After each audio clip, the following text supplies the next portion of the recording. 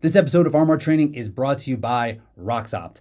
RoxOpt is an analytics tool built specifically for the HYROX athlete. When this season began, I would stare at my RoxOpt sheet, searching for inefficiencies across the board for what stations are really worth going after and which ones might not be. And because of this, I was able to create a really solid plan when it came to my races. And this tool has helped my performance get better over time. So not only is it really interesting, fun to look at, a great way to guide your actual training, but it's a great tool to put into place to help you get the better results that you want for HYROX. Take a look at RoxOpt with the link down in the show notes.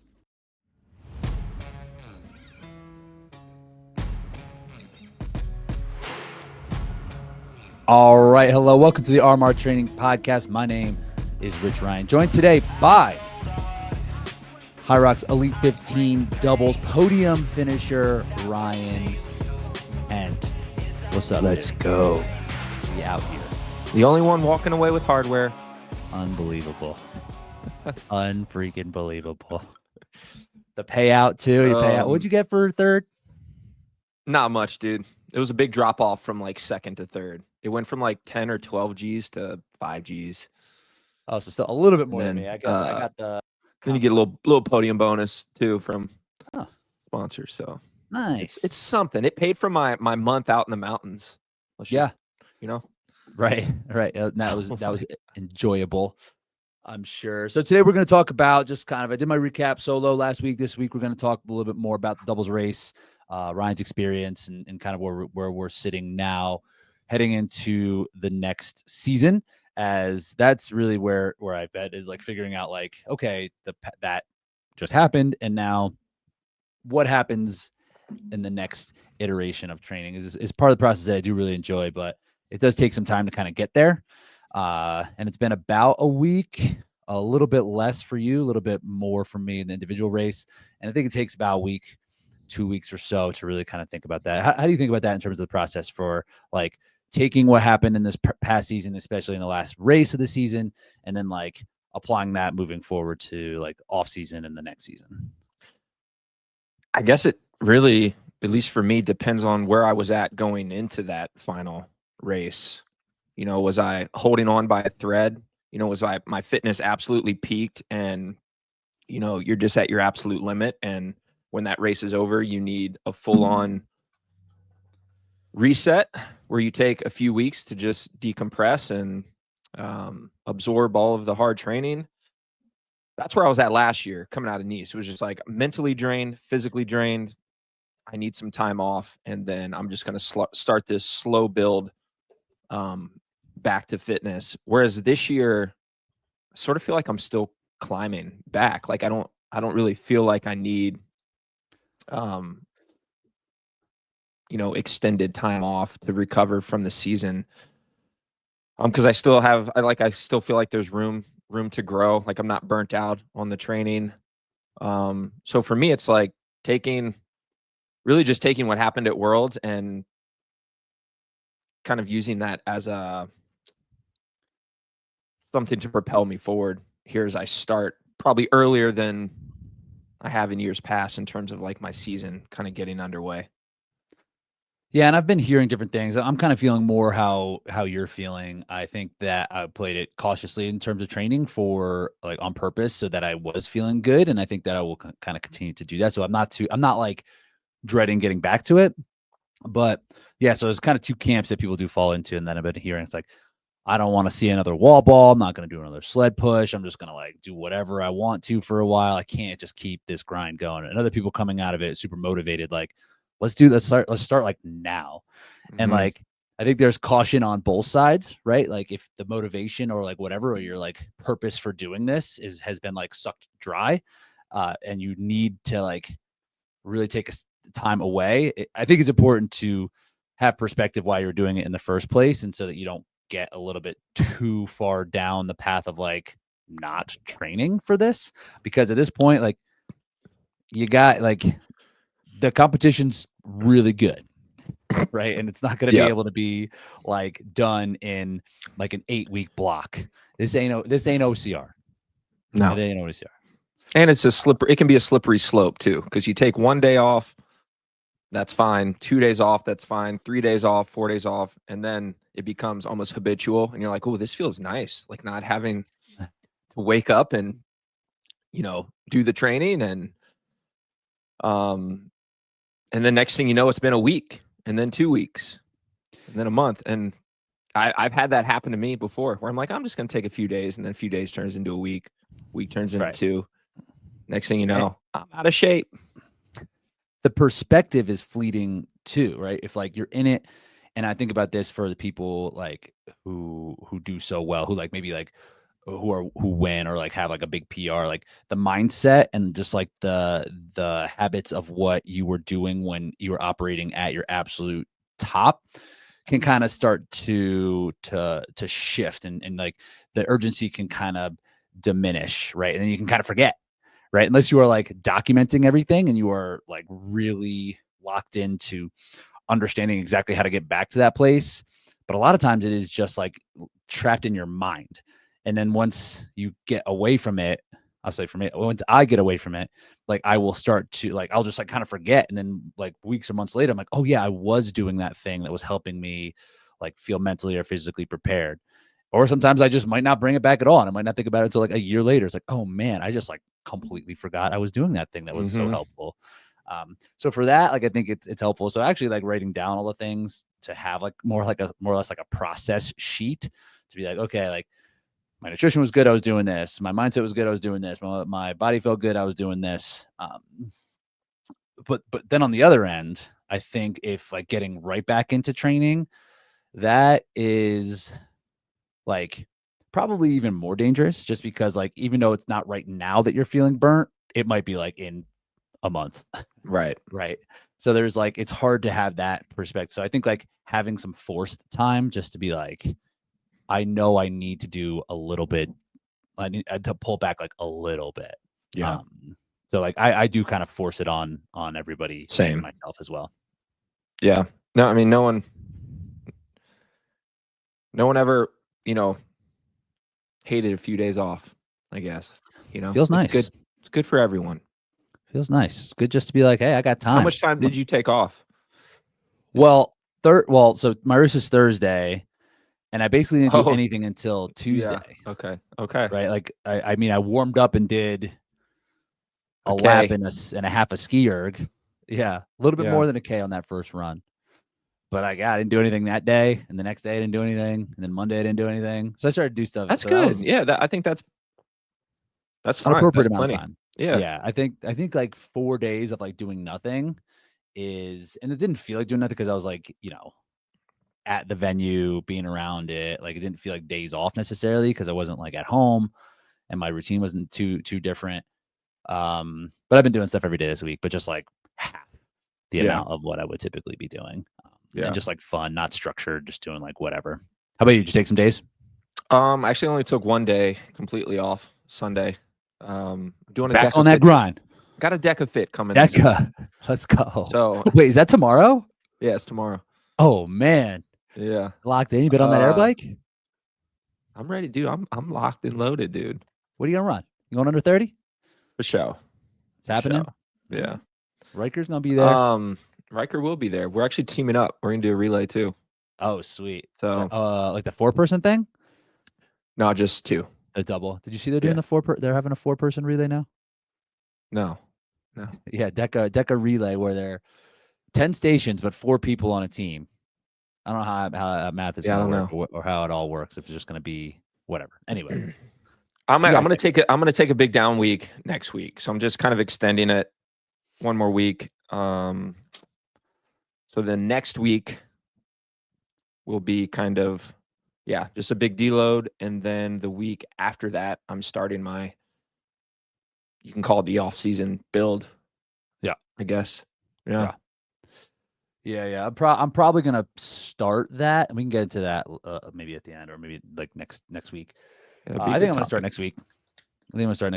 And not be as like not all the way to like in terms of like frequency or just like volume where for sure.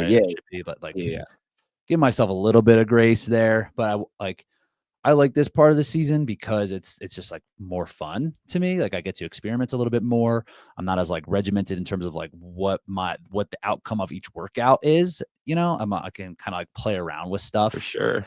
So I'm excited that I have some ideas that have been kicking around, but I have like a framework for what I want to do and just like how I want it to all work. And like that stuff I've been thinking about this week, which is really fun.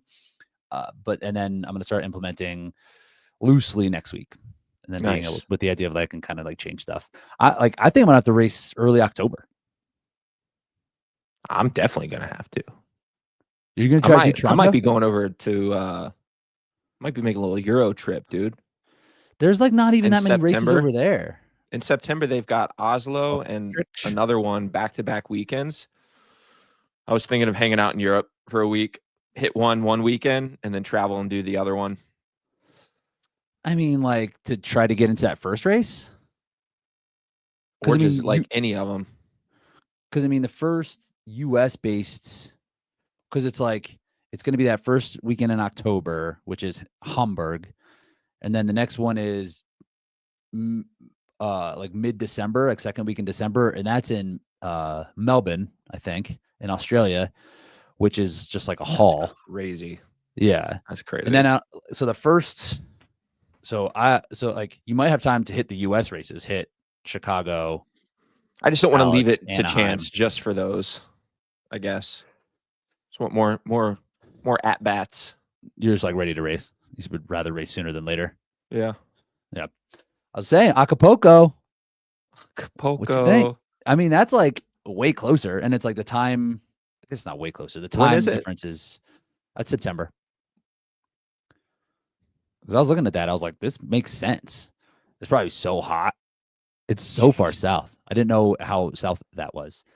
And like, there's no good from Denver. It's still like 2 stops. Like, there's no. So I'm thinking like looking at flights to like LA or Dallas. Expensive? They're like more expensive than like a domestic, but not as much as Europe. It was like maybe $600, something like that. Okay. Not crazy, not bad. But there was a bunch. It was still like 20 hours of travel. Can you sign up for that race yet? I don't know.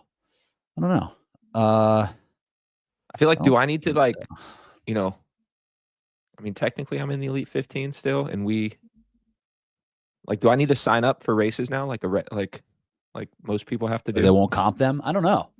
I don't know. I don't know if they're going to give us, because remember they gave us that ability to get comped for stuff last year? Yeah. I would hope so, because like Toronto's already sold out, right? Like we can't. If we want to do that, we can't. And there's some other races. Oh, I heard that there's a race that's going to be US. I don't want to spread too many rumors in September as well. You don't know nothing. Let's give a little hint. Okay. What would it be? My favorite cereal is Lucky Charms. Okay. That's good enough. All right. Segue for that. Let's talk about doubles. Let's talk about the doubles race that went down last week. And just have you watched your it back experience yet or no? No. Yeah. I watched it to see if you could catch our Skierg breaking, which you couldn't, like a little bit. If you knew what was going on, you could piece it together. But Till had no idea. I don't know what he's watching on those things. I don't know if they're just watching the cameras or what. And I kind of wanted to see, just that. So, and then after that, I was like, I'm not watching this. I'm not watching any more of this. I don't blame you. I will eventually go back and watch, but I have not yet, because I did catch a lot. So just like quick recap, my partner Palio Fernandez, he was dealing with something, and he he pulled up, had something go in his calf after the Skierg, so we were out of the competition right from the start. And during that first Skierg, we came in, I think we were 3rd or 4th, and everybody was basically together. And our Skierg broke. Have you ever had that happen to yours? No. What are the odds of that being the one? I know. Huh? I guess 1 in 16. Yeah. But to the favorites, right? The race favorites. It was just not meant to be. Between those two things, like, okay, this is not happening. But yeah, that actually happens, right? So that happened to my Skierg before. There's like an elastic piece it literally is just like a piece of elastic is tied to like a harder string, like the string you see on the outside. There's like this elastic piece on the inside that just kind of like a bungee, and that can snap. And it did snap, and then there's like the handle just droops all the way down. I was like, oh my god, like this is like we can't go anymore. Was the other one fine? Like the right The other one handle? was fine. Yep, it's You gotta their do the just go like this. just this is like an oar. They sell those attachments, I think, on like for the actual row. You can have like an oar row. Oh, really? I think so. That's funny. But my guy Ryan Kent was just like paranoid running into the Skierg station, stopped short, left an open spot. I was like, this ain't happening to us. We're stopping right here. So backstory on that, you saw that happen to the now world champion Tim Venish, right? At one of the majors where he kind of got squeezed. So what happens? They don't assign us lanes. Like you just run in and just grab, same as it is in any race, really. But since everybody just comes at the exact same time, more or less, if like you overshoot the one that you're like, so you kind of have to eye it and like know where you are. So if you're coming in like 8th or 9th, like it's hard to know when you're in that position. You could be anywhere from like 7th to 10th, right? And like then to count 9 Skiergs in like it's crazy. Half a second. It's crazy. So they got to clean that up somehow, I think. I wonder how they could do that. But like, so Tim in this one race overshot, and then that people just filled in behind him. So he came in the ski, what, like 3rd or 4th? This was Chicago, I think. 2023. Yeah. Yeah. And then he had to run all the way back to the last ski. Mm-hmm. And that's like losing time. So he had to go down, back, and then come back. So my guy Ryan Kent pulled up short and just left the Skierg open for us. Well, it was like 2 over, right? It wasn't one of it was like, 2 over. Yeah, it was 2 over. It was like Woolley and Tom Rogers, and then then open Skierg, and then you. What were you thinking immediately when your strap or the cord kind of broke? Was it immediate panic? A little bit. Remember how Alex in Austria, like he was like kind of like freaking out a little bit like that, like raising his hands, like what to do. Yeah. It was like that. I was just like trying to get attention happening. My first thought was that sometimes I hear people say like, oh, this happened at Skierg. And I'm like, who cares? Like that's not that, like, it's not a big deal. And then I had this happen, like, oh my God, my Skierg screwed up. This is going to like mess up. I wasn't too worried about the totality of the race, honestly, because we don't crank the Skierg anyway. And so they were like, okay, move here and then go to this number of meters. It was like 276 or something like that. And then apparently after I heard that they were going to give us 15 seconds. So, I mean, I guess that's probably enough. Yeah. It's probably more than enough, honestly. And then we came out, and then Palio's calf went like as soon as we started running. And then I hung out with him just to make sure like we got him to medic and just like just making sure he was okay. I could tell it wasn't his Achilles tendon that was like, he was worried, like, because this happened to me and Deca that year that we both had an awful day. And what I learned in that time is, like if your Achilles tendon ruptures, right, like your foot, you're not going to be able to hold your foot. It just kind of goes limp down. And I could see that wasn't happening to him. And so I was just trying to reassure him like that, like, dude, it's not your Achilles tendon. Like that is still there. I can like, I know it is. And like nothing had rolled up, but like something popped in there. I haven't talked to him too much since, but I know he was on crutches. But then when it came, yeah, so I think it's going to be a bit of time. Like, so by the time I came back to see the race, it was, I missed both the sleds. It was Burpee broad jumps. And I saw that you and Rylan were neck and neck with Tim, and then Debo and Dawson were in 3rd. I was like, all right, let's go. And I got like amped up for a second. I was like, maybe I'll try to go get in these dudes' ears. I heard you one time. Oh, nice. Good. Yeah. But then I was like, like people were like coming up and asking me like, how's it? And I explained what happened like twice. And I was like, I don't want to do this anymore. So I just like went up and sat in the stands and just like sulked for a while. So I did catch a lot of the race in person. But I missed the sleds and I haven't gone back and watched.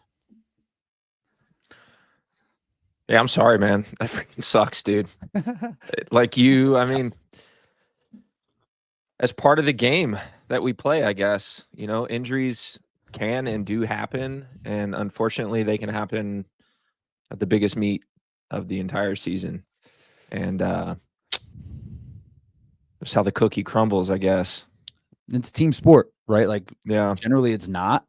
But same thing that happened to the relay, right? The U.S. team was on a relay where someone out there was in an altercation, and the whole team paid for it, right? And that's just how like team sports work, and it's not something we're super used to.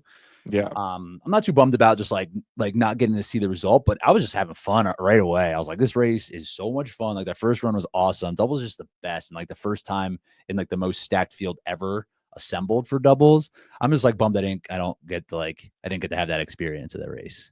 Because and just like being able to race. Yeah. Whatever would have happened would have happened. If Palio wasn't 100%, who knows how the race would have gone.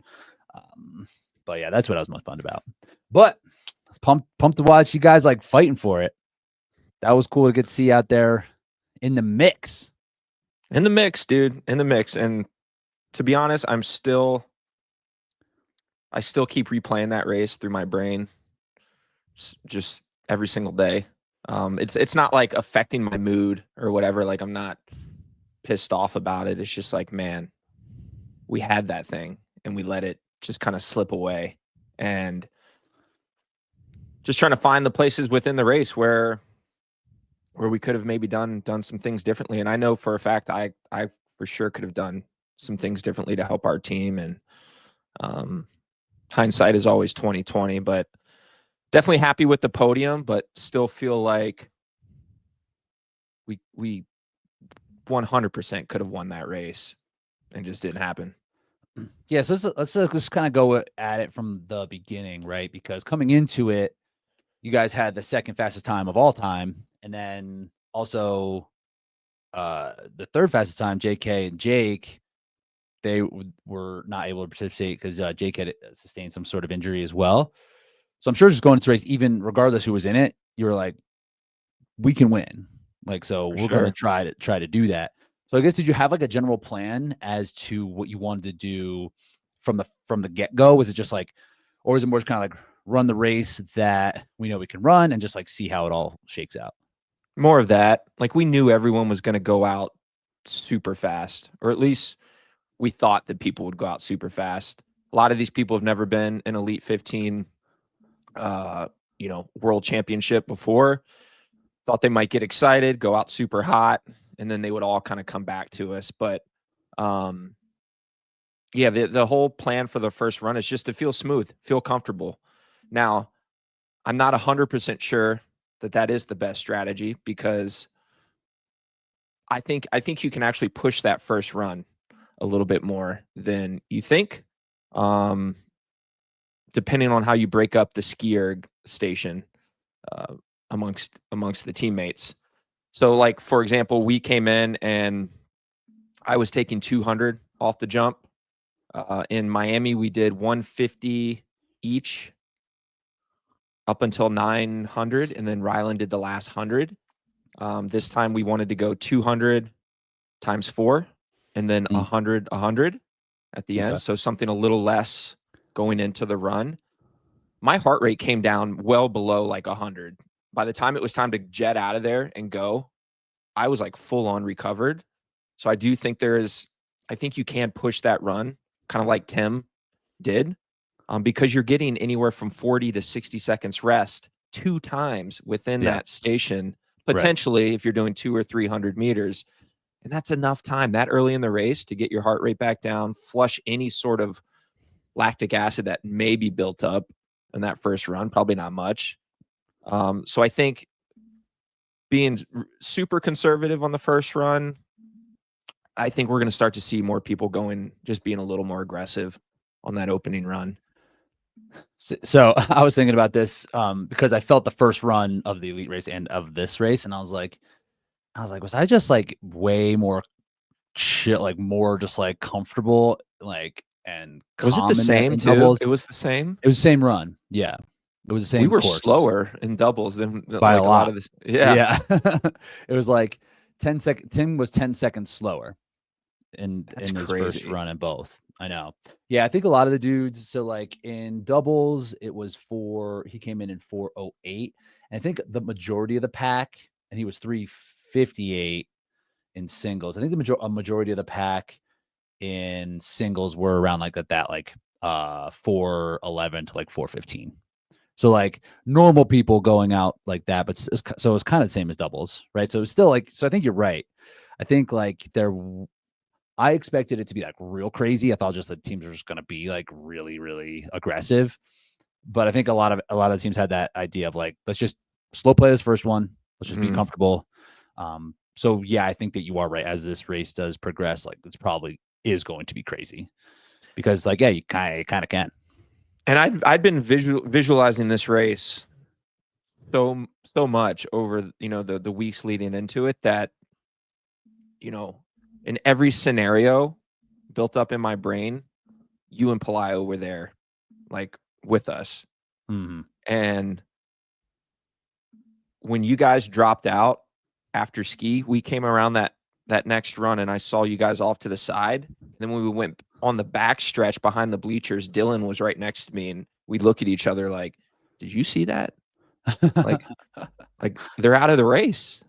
It's like open game now. And dude, all of a sudden I had this brief moment of like, I'm not sure what to do right now because a lot of our race was really to try to beat you guys. That was, you know, the primary goal going into that event. So with you guys out so early, it was almost like, all right, so are we sticking to our plan or like, should we change some things up? Or and were you thinking that it was just going to have to be when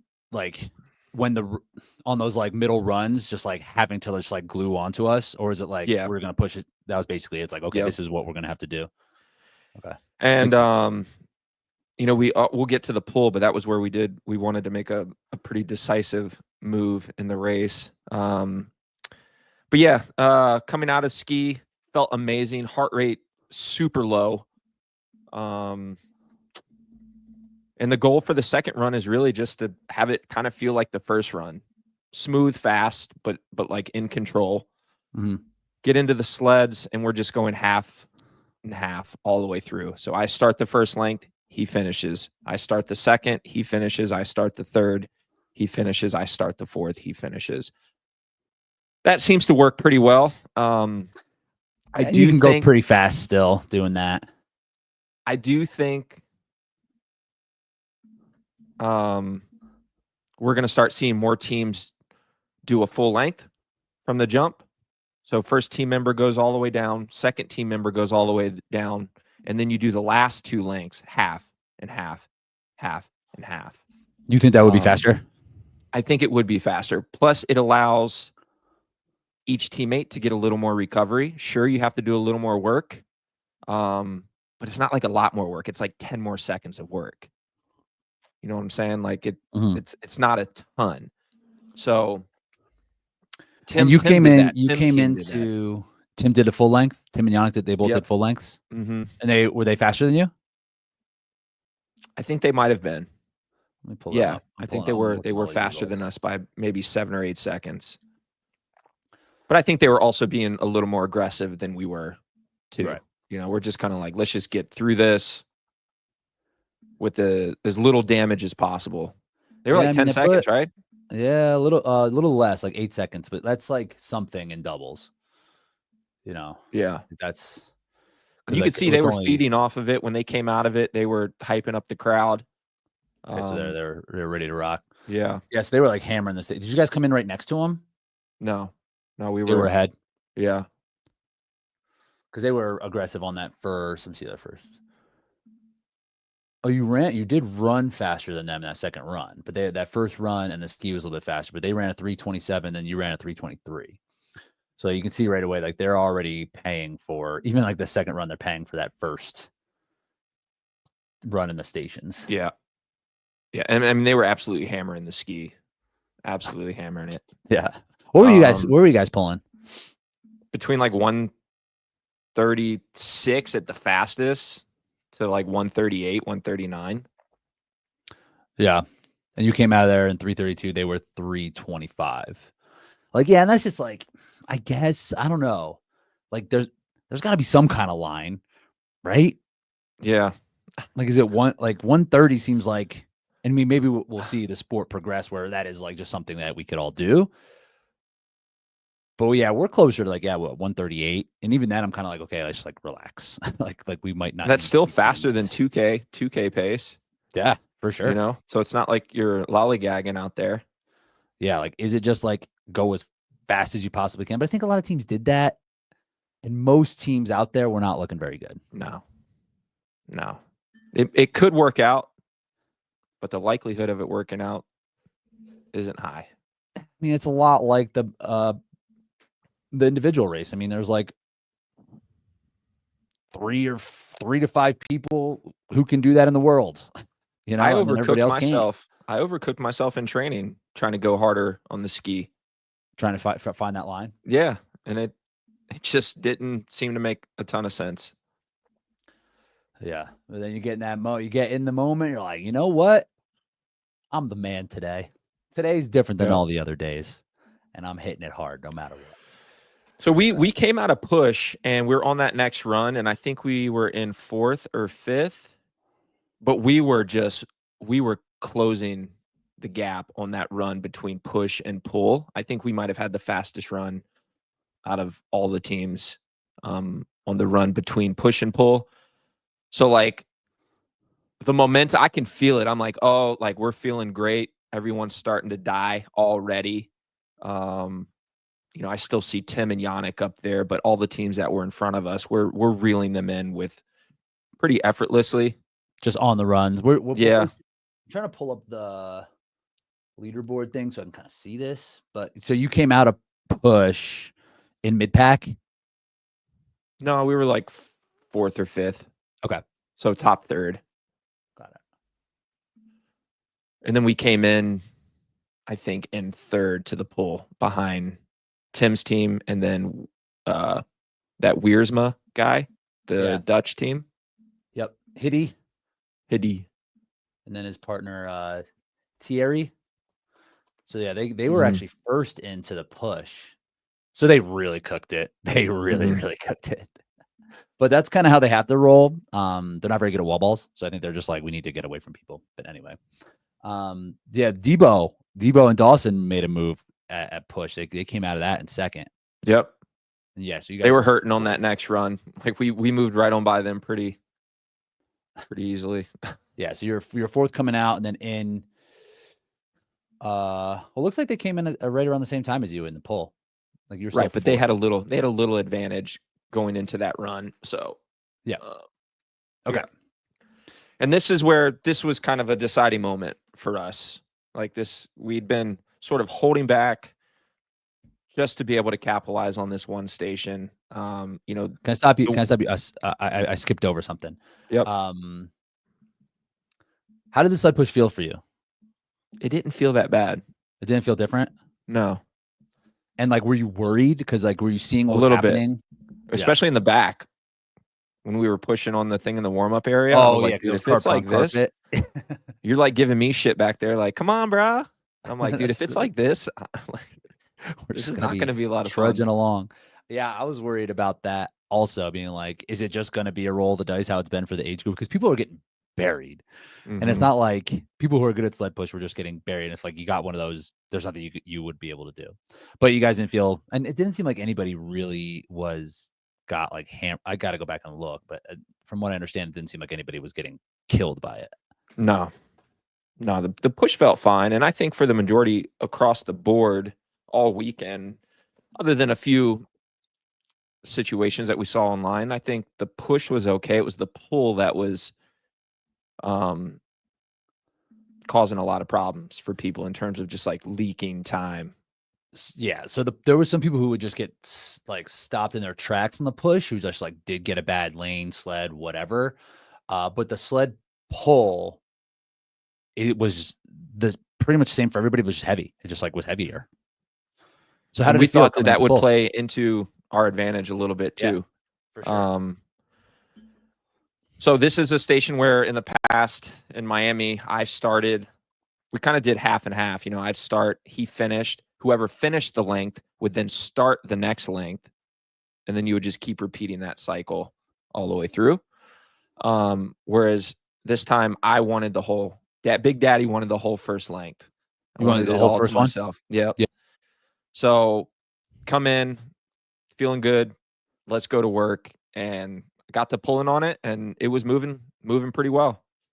And Rylan was like, "Are you going to go? Like, are you going to go all the way?" And I looked over and I was like, "Yeah, I'm going to go. I'm going to pull all the way through." So that gave him, I think, at least 30 seconds to get his breath back. And that first pull went okay? Yeah. Yeah. I mean, I would say it not the easiest sled pull that I've ever pulled in my life, but it was moving fine.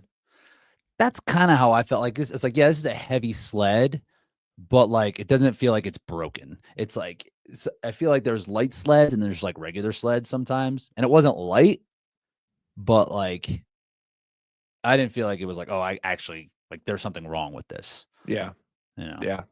I've definitely had worse sleds than that for sure too. Yeah, exactly. So, exactly. So I mean, I could tell in the whole first length that I was gaining on everyone that was in front of us. And then Rylan obviously got that whole length to get his heart rate down. So we sprint to the other side. He's obviously ready to get to work, and he goes all the way too.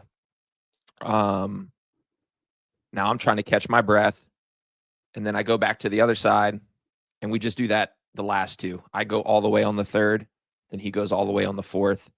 And that was how we broke it up. Now I will say, so just full lengths. You guys had the best sled pull too. Yeah. Oh, you came out of there in first. Yeah, pretty big advantage too. Oh wow. So I'm gonna be honest. I was not. I was expecting to make a move here. I was not expecting to do what we did here. That caught me off guard, and to be honest, I was so juiced up from it that I could see it happening. Like when Rylan was doing the last pull, and I'm looking over, and I'm like, dude, we're gonna come out of here like way in the lead. My heart rate, I couldn't get my heart rate to go down because I was so energized by what was happening. You kept running hard. When it was time to run on the next run, the run after pull was the run where I suffered the most in the entire race. And I didn't even do the last length. Rylan did the last length, so I'm recovering. So you hit that pull hard. I must have. And so on that next run, we had again, I looked back coming out of the rock zone and knew we had a pretty significant lead. And this is kind of a spot that I wish I could go back and do again. I would say, yeah, I wasn't feeling great on this run, which is why Tim and Yannick closed the 12-second gap. If you watch the live stream, they closed the entire gap that we made up on the pull. They had reeled it in by the time we got the burpees. And that's on me. Like I led that entire run after pull. A part of it, again, was I was feeling pretty shitty. Like my heart rate was jacked up and wasn't coming down for some reason. And I went into the mindset that has won me a lot of single races in the past when leading, and that's, hey, we have an advantage. Now let's start playing the tactical game a little bit more. And I went into almost like, let's try not to lose this versus keep attacking. Like, let's slow play the runs and attack the stations, when in reality, that's not how it works in doubles. You're breaking up the stations with a partner. You're going to be able to attack them anyway. You kind of have to push into the row. Yeah. You get it back on the row. It's just going to have to suck really bad for like that for sure 2 runs. So on that run, I just was like, hey, we've got a lead. Who cares if they walk us down? We're going to come into burpees and go beast mode on them. And, but looking back, I'm like, man, I should have really kept the gas pedal down on that run after pull. So yeah, they caught up to us and we went into burpee broad jumps, basically side by side. Okay. The split is not right then. Yeah. Cause I'm seeing in the, so they must've run hard, and then burpees seemed pretty even. Yeah. Yeah. I would say pretty even. Yeah. They came in just a split second in front of us, and I think they left a hair in front of us as well. So was this a spot? Because I mean, like when we raced, this is where we did create a gap where you kind of like, this is an area that we need to just like go hard on. Yeah, but again, like the mindset had changed because you guys weren't in the race a little bit. And you were But winning. yeah. And I had told Rylan that this was he started burpees in Miami, and I told him I wanted to start. So I'm starting sled pull and I'm starting burpees, the 2 stations where we need to make sure we stay in the game. And I sort of took it upon myself. I was like, dude, I'm going to come into burpees and I'm doing the whole first length down. How many I'm just burpees gonna did that take? between 8 and 9. Sometimes I got caught in the middle and had to do like a half rep, which sucks when you don't time it just right. Yeah. But if you do it perfectly, you can do 8. That's what we weren't sure of, because we did 5 in Miami, and then we were kind of like, how many is that going to get us down? Like, if we is it like going to be an extra couple?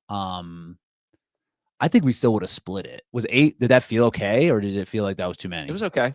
Yeah. Okay. So you guys just did lengths? I did the first length. He did the second length. Then we went half and half. Okay. The last 2. I think we were going to do, that was kind of our plan. We are going to be like, let's see how far this gets us. And if it's close to being the full, let's do it. But if it's not, we're going to do halves.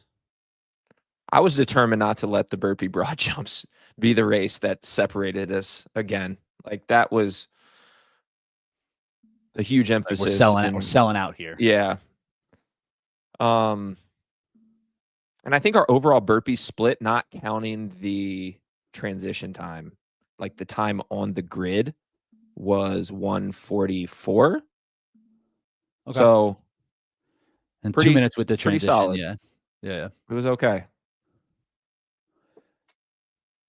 And then, so now the splits are screwed up on the freaking results, so I'm not seeing what was going on. But I'm like kind of watching at this point, and you guys are running together, right? Yeah, at this point, it's like they left burpee broad jumps a few seconds in front of us, but Yannick was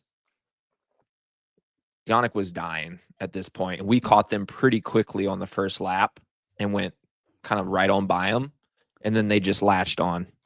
They latched on to us. Because you could see that happening, and it's going to be like, okay, like this is like, how is this going to play out? Like, did they overcook themselves? Can he get it back? And so you guys are sitting on Tim then, more or less, right? Mm-hmm. So Tim's out in front, still kind of pressing, but there was a gap between him and Yannick. What do you think about, should that matter? Like, should there be like, there were a few times where I was like, dude, Tim is way too far ahead of his partner right now. And at the briefing, right, we were like, how far is allowed? And they were just, and like, they just like wouldn't really answer. They were like, no.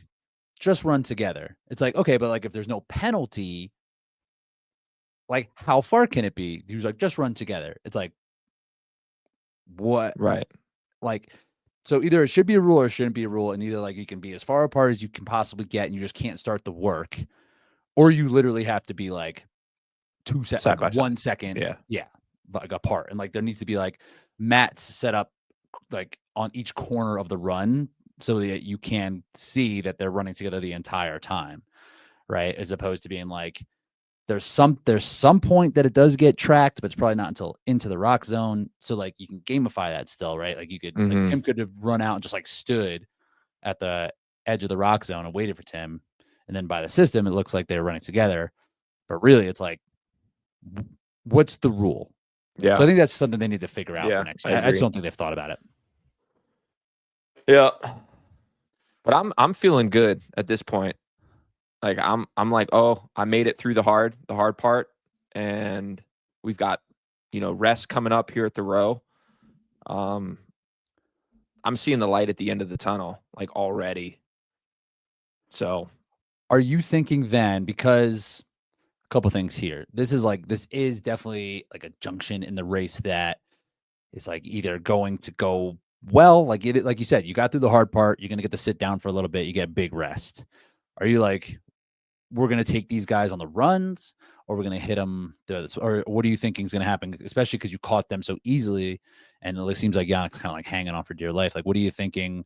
Are you thinking about that, or are you just kind of being no, like, I'm definitely thinking, I'm analyzing what's happening to them as I'm navigating the course myself. And I'm obviously noticing that Yannick is not up to the pace of Tim on the runs, and we're faster than Yannick too. Like, I could tell we're moving at a faster clip.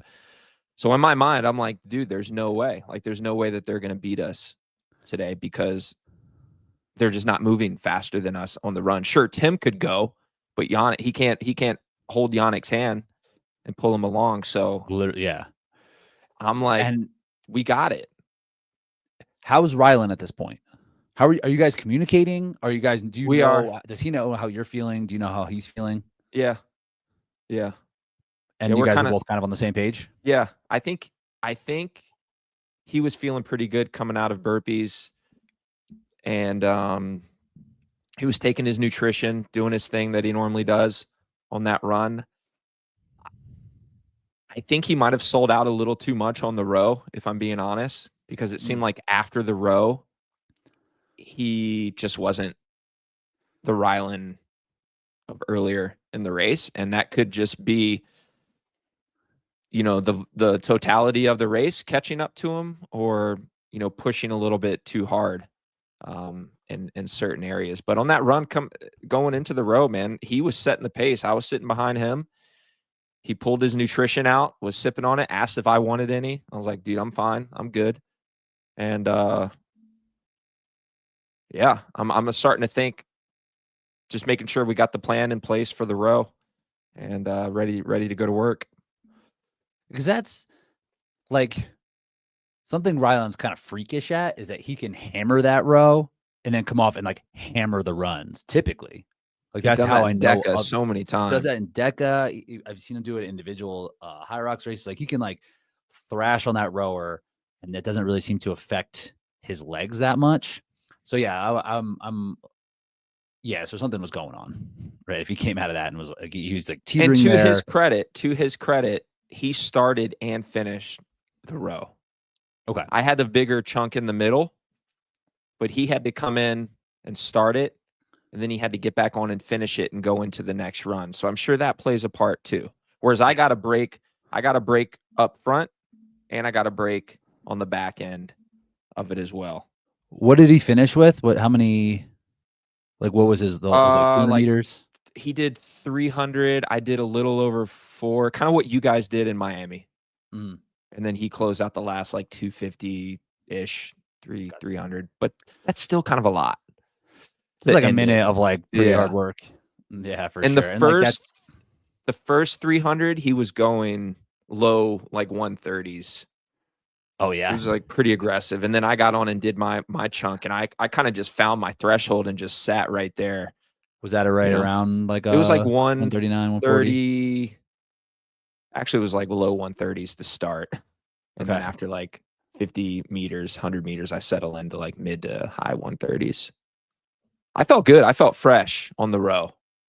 The minute rest was enough for me to kind of get my shit together again. And then I knew I had another minute, 50 seconds to a minute before I had to start that run. So, right. And like, that's what's so tricky about the row, because the transitions are so slow that it's like hard to keep the fatigue levels even, unless someone is just like in a way better spot. Or I think we're going to start seeing more people swap more often. Like 250s. Well, even then, like at the end, because even then it's still like a minute of time, So like, if you just do like hundreds at the end, just to keep it close, maybe 3, 3, 2, 2. Yeah. Or even like if you stagger that, it would be like 3, 350, 2, 150 or something like that. Or I don't know how it would work. Or 350. Something to make it like staggered a little bit, like work ends up being even, but like keep it a little bit tighter at the end. Something happened here where we came out of the row though, where I think our fatigue levels were no longer on the same playing field. Because Tim went, and I went with Tim, and then Yannick was behind me, and then Rylan was behind Yannick. So it was a 4-person train of their team, our team, their team, our team. And it did seem like that. It seemed like there was like a track race that people were just like, you were waiting, sitting around for like the 10K, just like hanging out, like literally staggered that way. I was like, what's going on over there? But so that's coming. And then is your mindset change at this point? Are you like, okay, there might be just like shared fatigue on both teams. So like, is it like, who knows now? Or are you still kind of like, I good? did know that they got a penalty on burpees, 30-second penalty. So 30-second? That's they got two red cards. Okay. Wow. Okay. So you're but like, I didn't find out. I didn't find out until the run after the row. Okay. I think that are they announcing it? No, I found out somebody was like telling it to me while we were there at the row. Gotcha. So like, I'm nice. like, we're side by side, but we have a 30-second advantage. You got that minus so 30. I told Rylan, I was like, Rylan, we're winning. Like, we're winning this race right now. They got a penalty. And he's like, I know. So he knew. So like, let's just sit. Let's just like hang here. Yep. So on that run, going into Farmers, Rylan was back and I was starting Farmers. So in my mind, I'm like, dude, you get a break at the beginning. Like, come on, dude. Like, you got to come on. Like, just latch on to me and let's go. And he obviously did the best that he could. And we got the Farmers and I started it. And what happened here? Well, for one, I thought we were doing 2 loops around. So we picked the kettlebells up and we dropped them off back in the same place we dropped them. So I went one full loop around, set them down. Then we went like 3/4 and there was a separate box. Which was not very clear. No. So when Rylan set them there, I was almost a little, and Tim did it too. And I was just a little unsure that was what we were supposed to do. But we saw Tim and Yannick run out. So we started following them. And then next thing you know, I'm being yelled at that, you got to turn around and go back. And I'm like, damn it. I knew it. I knew that's where we weren't supposed to put the kettlebells, but that's not what it was. Rylan set the kettlebells down, one tipped over, and we had to go back and set it upright. So did you pick them up and start going the other way? Because I wasn't. Or no, you just tipped them up. Yeah. Did you start going the wrong way on the first length? A little. Yeah. You started going the opposite. Because that wasn't clear either. I saw that happen a couple times. Mm-hmm. Yep. So that happened. And we lost 15 to 20 seconds right there. And again, it's one of those things where, probably should have just left it and kept running because I think the penalty was only like 10 seconds. So it actually would have saved us time if we would have kept going. And ultimately what it did is I think it gave new life to Yannick and Tim that they could win the race. And I will say, Tim, this is what allowed Yannick to get back in the race. Tim did 750 meters on the row at like 136 pace the entire time. Really? So this gave Yannick almost 3 minutes of recovery, and it allowed him to get back in the game. And, he was able to close out the race. So that's like Team heroic sport. stuff. Yeah. Heroic stuff from Tim. I did not know that. That is nasty. Because I thought that I lost them but I'm looking at the leaderboard thing and it's showing them in the leaderboard with their penalty. So I was like a little confused. So they actually dropped. They were in 5th with the penalty. Mm-hmm. And then they actually gained time with him doing all of that work. That's crazy. Nuts. Yeah. And he's been a good rower. Remember in Vegas, I think you said you sat down next to him and he was pulling something insane. Yeah. Several years ago. You can just he's same thing. He's like can just like thrash the thing. Okay. So then Farmers, we lost contact with them there, but we still were in the lead. With the penalty, you're still in the lead. But yes, like 6 seconds. And the Spanish dudes are in 3rd at this point, and they're actually in front of them as well. Okay. Mm-hmm. So like would it in this instance, are you like on this run, are you still kind of like, we're still okay because of the penalty? Like, are you thinking about the penalty? Yeah. Yeah. Was that good, you And I think? felt, Was honestly, I it good felt, to know that? Or would you have rather no, not known? no, that's a good question. I think in the moment I was happy to know that. Yeah. Yeah. But like, yeah, like, could you have pushed it or would you have done something different? Right. Hard to know. Yeah. Hard to know.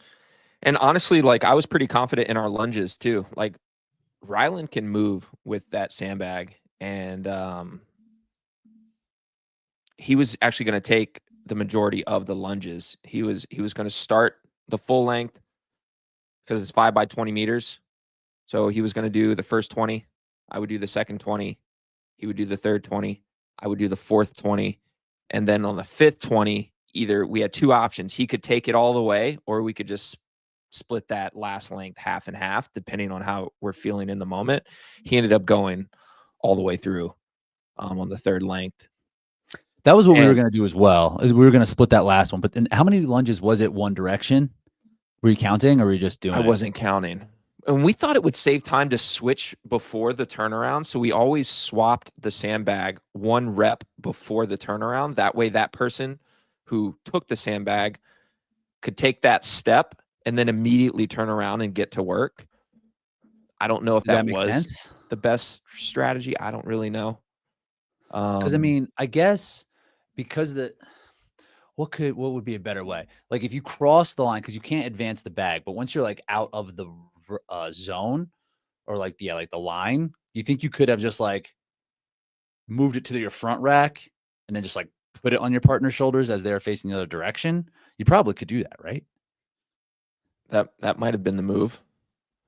I haven't seen what were other teams doing things different than I you don't were know. doing? I'm not sure. Interesting to go see. I'm looking at these lunge splits real quick because I'm actually not sure where we ended up. You were mid pack. That's why I'm 239. looking the same. I'm looking at the same. I want to see what else Yeah. happened there. They ended up not being as great as I would have liked, but we lost 7 seconds to Yannick and Tim on this station. Those British dudes were doing the thing. Ollie Russell and Charlie Bottrell, 218. What? I would like to see that. Because even in the Spanish dudes, I thought would be higher up on that too, because they're just like so fast on that stuff. But yeah, anyway. And I thought we would gain on them here, but obviously we didn't.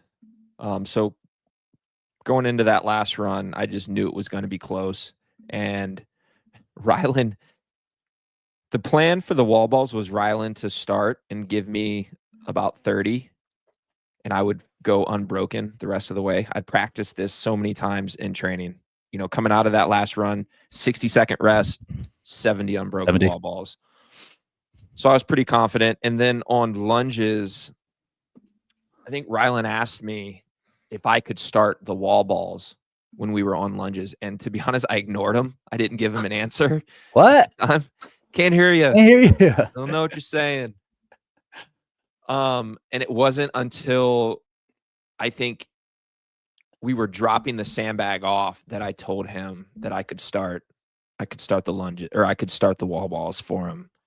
I don't know if it was fatigue or if his back was tightening up, but I did this to him in Miami. In Miami, I was supposed to start the wall balls, and I asked him on that last run. I was like, dude, I'm sucking wind. Can you please let me get a breather? Wall balls. Yeah. So he returned the favor, and I grabbed my gloves that were on the bench, and my plan was to put them on while Rylan was doing the wall balls, but knowing I had to start, I'm on that run trying to put my gloves on because of the sweat and whatnot. And I was in full sprint. Like I was trying to sprint. Like I knew the last run was short.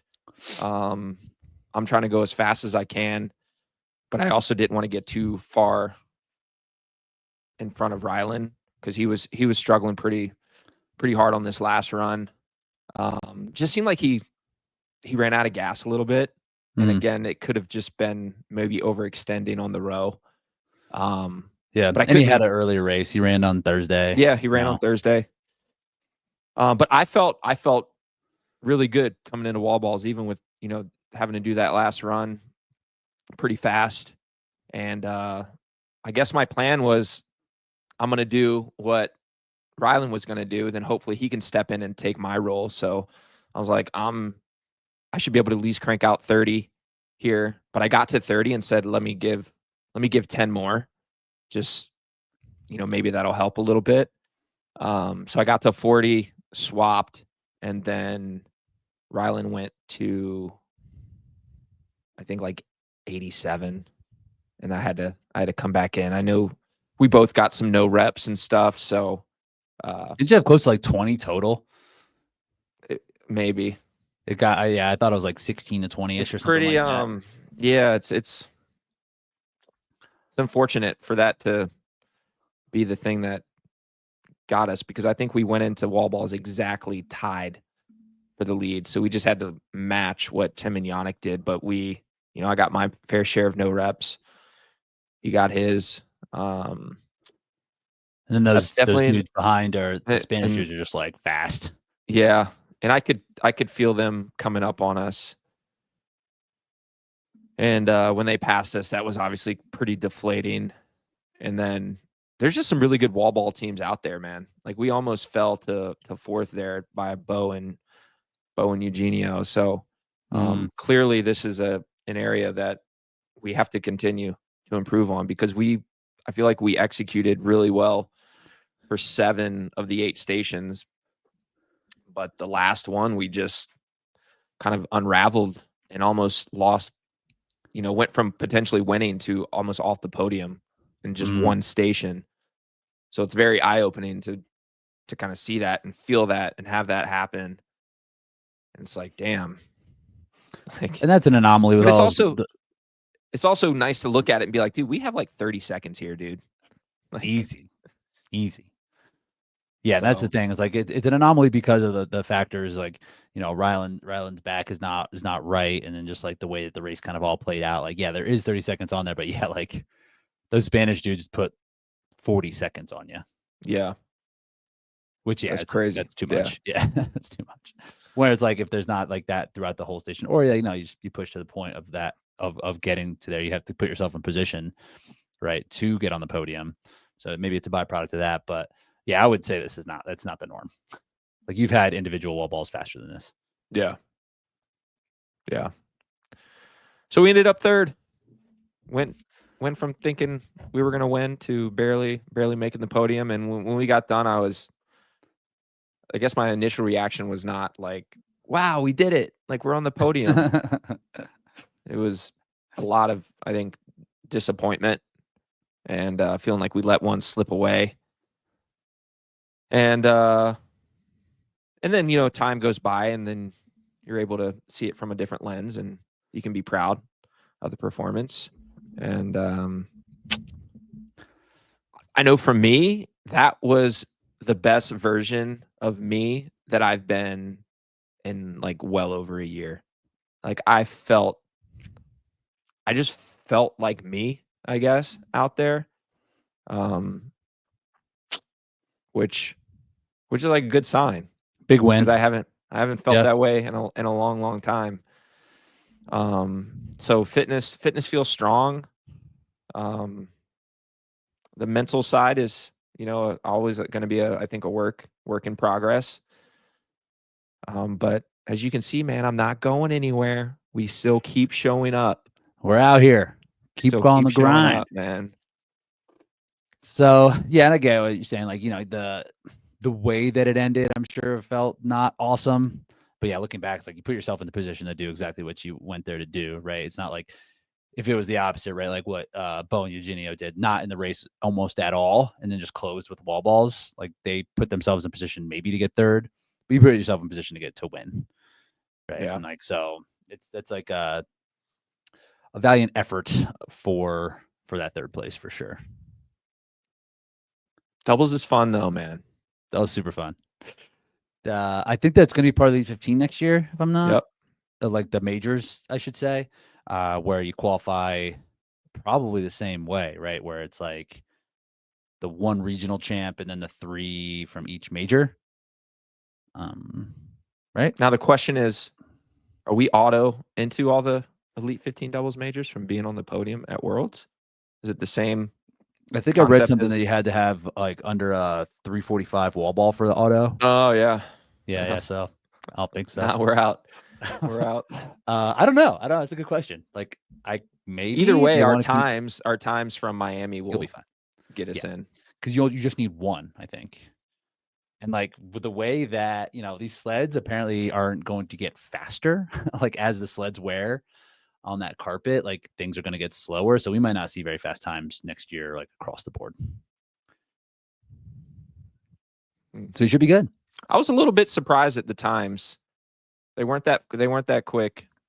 I mean, I don't think the course was super fast at all either. But no, it seemed like the regular course was faster than the Elite 15 course. Yeah. Based on some of the times that we were seeing. Like, I think wouldn't have Wynn and Graham, did they have like the fastest time of the weekend? So. Yeah. Or something like that. And like, they're very good, but like, they're not extremely fast runners where they got like 6th in the race that they ran for the qualifier or something like that. So I don't. They had a chance. They had a chance if they were good enough, they would have been in that race. No, for sure, they raced together. And that same happened on the women's end. Like the women who won the overall pro had the fastest pro time. Their time was faster than everybody else's in the. But it was a different course, so you can't really say. Can't really say. Are you going to be all in on doubles again this upcoming season? I don't know, all in, or is it just like a byproduct of the singles? That's how I'm thinking it. Yeah, I mean, if I can keep on this fitness and string together a couple good months, like I have a good individual year lined up, and yeah, if the doubles, but we're definitely gonna do it because it's just like so much fun. But yeah, it's probably gonna have to be like a back-to-back race weekend type of thing, which I'm too old for. How am I supposed to do that? I can't keep my volume up like that to be ready for 2 races in a weekend. But we'll see. I was ready to rock, man. I was feeling good that day. I had a day in between. I was like, man, we are on right now. You would have been left in the dust at sled pull, bro. Please. You'd still be there. You'd still be on the carpet. Bro, come on. You seen my sled pull times? Even though I got I smashed that sled pull in the individual, and then it was costly. It was certainly costly. But come on, bro. I'm pulling that sled, no doubt. If you were in and out of there that fast, you would have been trailing already. So you're welcome to have that podium spot. We'll put an asterisk next to it. We'll all know. We'll all know the team wasn't there. But yeah, so I guess now we'll figure out what next season's kind of looking like. And it's been so soon. A couple different announcements are being made. I think we still need to, what do you think about, I guess we'll just talk about this real quick and we'll wrap this up. The time-based penalties. What are your thoughts versus the action-based? Like where before, if like you got 2 no reps on burpees, you would have to do another burpee. I think my initial reaction is that I like it. Will that be my opinion once you get hit with penalties? I mean, I think it makes the most sense. And that way, like, what's going on in the race, like as it's happening versus, the situation like we had in doubles that you're going to have to wait and see this race play out and then assess the penalties to find out if they actually won the race. Whereas now, if they get a penalty, you just hold them there and then you release them when their time penalty is up. And then is that what they said? They said they are going to do like a penalty box type of thing. Mm-hmm. I like that. I don't like the plus 30 or whatever. So that you can see what's actually happening in the race. The only thing you could argue that isn't the best way to go about it is that they are getting 30 seconds of rest or whatever the penalty is. They're getting that time. You could just take that. I'm gonna get sled pull penalties on purpose just so I can chill for 30 seconds, and then I'm gonna be ready to grow. And then I'm gonna race way better. I'm gonna race individuals like it's doubles from now on, and I will probably do better because I'm just like resting. Make them hold a plank position. That's what I didn't like. At least now it's a uniform, where before, like, the sled pull penalty was egregious. Like, it's like an actual Yeah, minute for of sure. time, like, For which sure. you got like a centimeter of advantage, and they'd be like, okay, now your race is over because you stepped on this line. It's like, what? Where, and like, so I think it's a good step. I think it's positive. But is it like for burpees though? I feel like that, like, You guys would have definitely got at least 3 to 4 red cards. please, we'd have been in and out of there so fast I couldn't even see. But are they not going to do that for burpees? That almost feels like it's not really like wall balls, right? Like, they're not going to assess penalties for no reps. You're just going to get a no rep. And I feel like burpees could be kind of the same, where it's just like that one didn't count. I don't know. I don't know how I feel about it. I'm not. Yeah. They got to figure out that standard, man, because like we can't be having judges down here looking like, oh, that was 31 centimeters. And I'm looking at it like, no, that's 29 centimeters. And it's like this much difference. And like, they're still like assessing penalties based off what they think 30 centimeters is. And I'm like, and I don't think, and I disagree. And there's no way to tell who's right. Mm-hmm. You know, it's like, no, I think it is. It's like, And I it think it's definitely not. seemed like some of the judges were, quick to pull those cards out too, versus some of the other ones. When I got my yellow card, I saw the video of it, and I like looking, I was like, how could you possibly tell me this is either 29 or 31 centimeters? Like, it's impossible. It's just like impossible. It's just like decided. Like, that's too close. It's been too close too many times. Now I'm going to pull a yellow card. It's like, prove it. Prove to me that this is the case. I don't know. They got to do something. They got to do something visual for that. But do you think burpee broad jumps will stay in the race, or they might change the way that station is executed? It should be like just burpee over a line, right? Like line facing burpees or something like that. Yeah. Like 30 of them or 50 of them or whatever they want to do. But I think it does stay. I don't think they're going to change the race ever. But maybe for the Olympics. We're doing the Olympics thing again. When we heard Spartan for that, Spartan and OCR. Yeah, hey, we need to make it to the Olympics. Like, okay, cool. Yeah. That's gonna look awesome. People are gonna be stoked about that. The greater public's gonna be like, great. They're not just gonna be like, what is this? It's like, it's gonna be doesn't need to go to the Olympics of the next thing. No, it doesn't. It will be the breakdancing of whatever Olympics it's in, and people will be like, is this the dumbest thing I've ever seen, or the second dumbest thing I've ever seen? It is pretty cool to see the traction that it's getting right now. Everyone knows worldwide what HYROX is now. Yeah, I'm starting to get CrossFit channels on YouTube that are doing tons of content on HYROX now. Right. It's like, get out of here.